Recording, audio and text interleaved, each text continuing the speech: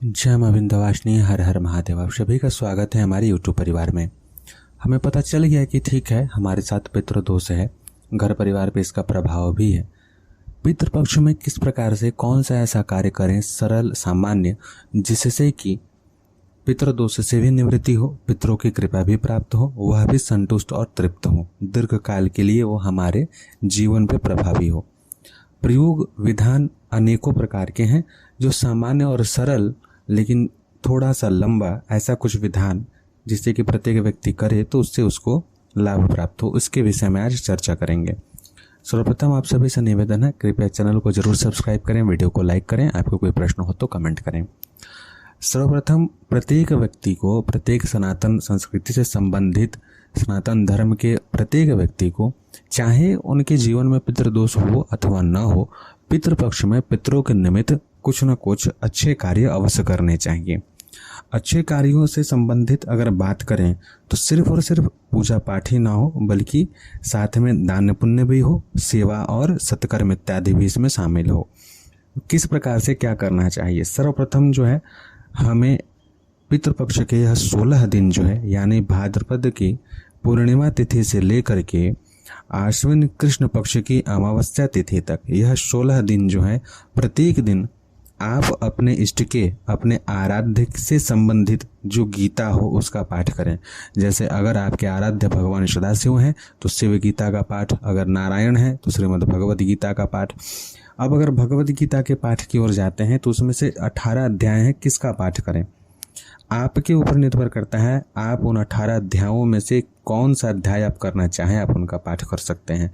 ऐसे मैं आप सभी से यह बोलूँगा कि अगर आपको प्रबल पितृदोष है और बहुत अधिक परेशानी हो रही है तो श्रीमद् भगवद गीता के 11वां अध्याय का पाठ जो है आप अवश्य करें, क्योंकि उसके प्रभाव से अगर पितृ अभिचार इत्यादि से भी कहीं ना कहीं अगर बंधित हो, पीड़ित हो, तो उससे भी उन्हें मुक्ति मिलेगी और उनकी सदगति भी होगी। तो आप यथाशक्ति यथाविधि अपने पूजन स्थान पर बैठ करके श्री नारायण के चरणों में श्वेत वस्त्र धारण करें, कुशा के आसन पर बैठे, हाथों में पावित्री जरूर धारण करें, उंगलियों में पावित्री जरूर धारण करें। कुशा धारण करके किया गया पाठ ही पितरों को प्राप्त होता है। हाथ में सर्वप्रथम अक्षत काला तिल या जौ और काला तिल लेकर के, हल्का सा जल लेकर के संकल्प करें कि मैं अपना नाम गोत्रोच्चारण करके श्रीमद् भगवद गीता के 11 अध्याय का पाठ अपने कुल के पितरों के सदगति के निमित्त करने का संकल्प लेता हूँ।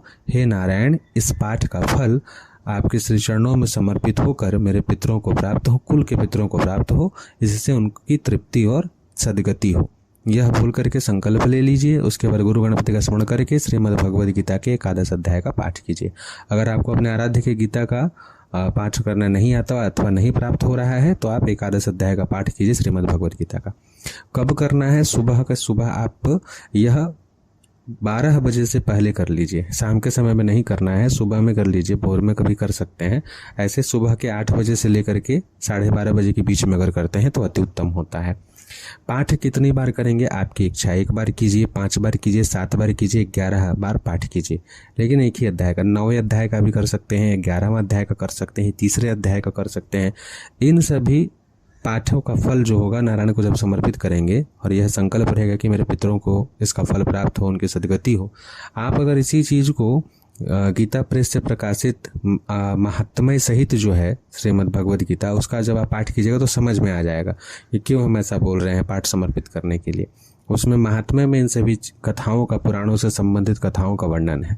तो यह सर्वप्रथम जो है आपको करना चाहिए। दूसरा कार्य क्या करना चाहिए कि प्रत्येक दिन गुड़ के साथ रोटी, 2 रोटी गुड़ के साथ जो है गाय को देना चाहिए जरूर। गाय को तो जरूर खिलाएंगे, कुत्ता और कौवा को भी जरूर खिलाना चाहिए। यानी गाय, कुत्ता, कौवा तीनों को यह दोनों कार्य करना है, पाठ भी करना है और जीव सेवा भी करनी है। साथ ही अगर संभव हो तो घर से थोड़ा दूर किसी ऐसे स्थान पर चींटियों के निमित्त शक्कर मिश्रित आटा डालें। गेहूं का आटा जो है उसमें शक्कर को मिला करके पीस करके, आजकल पिसा हुआ शक्कर भी आता है, बुरादा भी आता है, उसे मिला करके चींटियों के निमित्त डालना चाहिए। लेकिन वो घर से दूर डालना है, घर के आसपास नहीं डालना है। इस चीज़ का विशेष रूप से ध्यान रखें, यहाँ घर के अंदर नहीं डालना है। यह 2 कार्य तो प्रत्येक व्यक्ति को करना चाहिए। पितृदोष होगा उससे भी निवृत्ति मिलेगी, जिनका नहीं होगा उनका उनके पितृ जो हैं वो प्रसन्न होंगे, आशीर्वाद प्रदान करेंगे। इन सभी चीज़ों के सिवाय अगर आपको प्रबल पितृदोष है जिसके कारण आपके साथ बहुत बड़ी बड़ी दुर्घटनाएं होती हैं, बार बार आपको परेशानियाँ होती है, चर्म संबंधित रोग अगर हो गए हैं, बहुत अधिक मानसिक अवसाद है, घर में बहुत अधिक कलह कलेश मच रहा है, और आप अगर पितृ पक्ष में भी घर में पूजन का पाठ करने जाते हैं तो भी घर में कलह कलेश मचता है, तो आपको यह पाठ जो है पीपल वृक्ष के नीचे अथवा बरगद वृक्ष के नीचे करना चाहिए। साथ में भगवान दत्तात्रेय से संबंधित एक प्रयोग बताए हैं पहले के वीडियोज में, उसको पुनः बता दे रहे हैं, उसे करना चाहिए। भगवान दत्तात्रेय के 108 नामों से दूध से पीपल या बरगद के वृक्ष या बिल्व वृक्ष का तर्पण करना चाहिए। अथवा किस प्रकार से इसे करेंगे, श्वेत वस्त्र धारण करके कुशा के आसन पर बैठ जाएंगे, गणपति का स्मरण करेंगे, हाथ में पावित्री धारण जरूर करेंगे, और एक लोटा में, जो तांबा का लोटा ना हो इसका ध्यान रखें, पीतल के लोटे में 1 पाव दूध ले लेंगे, उसमें गंगा जल मिश्रित कर लेंगे। अगर पीपल वृक्ष के नीचे बैठे हैं तो पीपल के ही पत्ते से अथवा चांदी के चम्मच से 1-1 चम्मच दूध निकालते जाएंगे और भगवान दत्तात्रेय का नाम लेते हुए पहले संकल्प ले लेंगे कि मेरे कुल के पितरों को यह प्राप्त हो, उनकी सदगति हो, वह तृप्त हो, और वह जो दूध है हर नाम को बोलने के पश्चात पीपल वृक्ष के जड़ में डालते जाइए।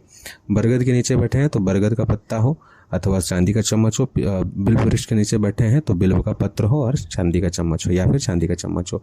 तो इस प्रकार से आप जब तर्पण करेंगे तो इससे क्या होता है कि भगवान दत्तात्रेय से होकर के जब यह प्रसाद पितरों तक पहुंचती है तो उनकी सदगति होती है। उनके साथ अगर विचार कोई क्रिया हो, कोई भूत प्रेत पिशाच भी बैठ गए हो तो वह उनको प्राप्त नहीं होती, सीधे पितरों को प्राप्त होती है और वह तृप्त होकर के परिवार का कल्याण करते हैं। तो यह कार्य कर सकते हैं। इसके सिवाय पितृपक्ष में आप अगर चाहें तो कहीं श्रीमद् भगवद गीता का पाठ पूरा का पूरा करवा सकते हैं। जहां हो रहा हो वहां यथाशक्ति यथाविधि आप सहयोग भी कर सकते हैं, अथवा अगर आप में सामर्थ्य है तो आप वहां अपने लिए अलग से करवा सकते हैं। या फिर संभव हो तो पूरे पितृपक्ष में प्रत्येक दिन श्रीमद् भगवद गीता के 18वें अध्याय का पाठ किसी अच्छे ब्राह्मण से घर में अगर करवाते हैं पितरों के निमित्त चौकी मंडल इत्यादि बनवा करके, तो उससे तो अति सद्गति होती है। किसी भी प्रकार का कितना भी प्रबलतम पितृदोष हो उसका निवारण होता है। तो इन उपायों को, इन प्रयोगों को करके देखिए। यह थोड़ा सा आपको बृहद तो लगेगा लेकिन इसके दीर्घकालिक परिणाम होंगे। जब श्रीमद् भगवद गीता से किया हुआ तर्पण, इसका पाठ, इसका फल और पीपल वृक्ष इत्यादि पे जो बताए हैं वो सब आप जब करेंगे तो उसका दीर्घकालिक प्रभाव होता है। पितृ कितने भी अशुद्ध अवस्था में हो, बंधन में हो, या किसी भी कारण से नाराज हो या कष्ट में हो, वो अवश्य तृप्त और प्रसन्न होते हैं और कल्याण करते हैं। इस बात का विशेष रूप से ध्यान रखें। मैं पहले ही स्पष्ट बोल दे रहा हूँ, पितृदोष होगा, प्रबलतम अगर होगा, साथ में अगर विचार होगा, तो जब भी आप यह शुभ मंगल कार्य करने जाएंगे पितरों के निमित्त तो काफ़ी व्यवधान आएगा, बहुत विघ्न बाधाएं आएंगी, परेशानियां और अधिक बढ़ जाएंगी, कलह कलेश काफ़ी अधिक हो जाएगा, आपस में मारपीट हो जाएगा। हो सकता है जिन ब्राह्मण को आप घर बुला रहे हो उनके साथ आपका मन मुटाव हो जाए, झगड़ा हो जाए किसी भी कारण से। तो इन विषयों का ध्यान रखिएगा। इससे आपको विचलित नहीं होना है, वरन और प्रबलतम रूप से और अच्छे से लग करके अपने पितरों के निमित्त इन कृत्यों को करना है, ताकि इन सभी चीज़ों से आपको मुक्ति मिले, आपके साथ साथ पितरों की भी सदगति हो। जय मां विंध्यवासिनी। हर हर महादेव।